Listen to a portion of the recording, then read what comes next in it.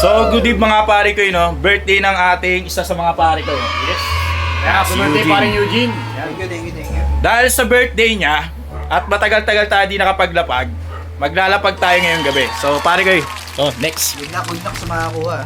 Sabi mo pare. Thank you. Sa mga pare ko sa team namin, thank you. Ito na Yes. po. Ito na. So ayan, maglalapag tayo sa phase 8 lang. So abang yung mga taga phase 8 dyan, let's go! So pabang na ito. Yan, kung sino Lalapag makakuha natin nito, tapos yung pulang envelope. and let's go!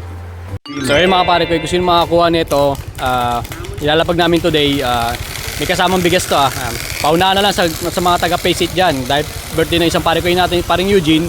Yan, pamigay na natin to, let's go! So ayan, naghahanap na kami ng pwesto na palalapagan ngayon. Mga taga phase 8 dyan.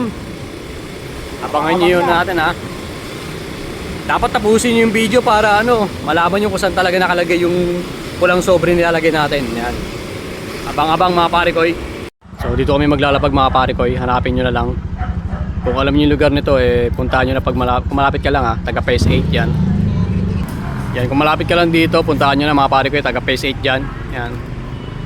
Dito kami maglalapag sa may simbahan. Yan, let's go! Good luck sa mga pupunta at kukuha.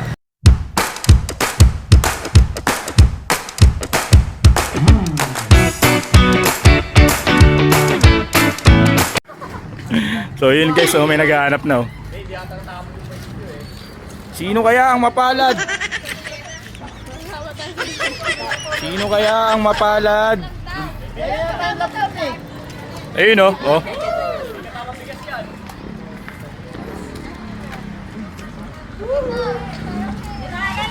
So yun na, may nakakuha na. May nakakuha na. Basta atin ka dun, boss. Ano pangalan mo, sir? Ano, no? Dahil ikaw nakakuha, meron ka na ito. Yan, yun oh. Congrats, pre, congrats. Mabilis lang. Pero na, may nakakuha na. Salamat.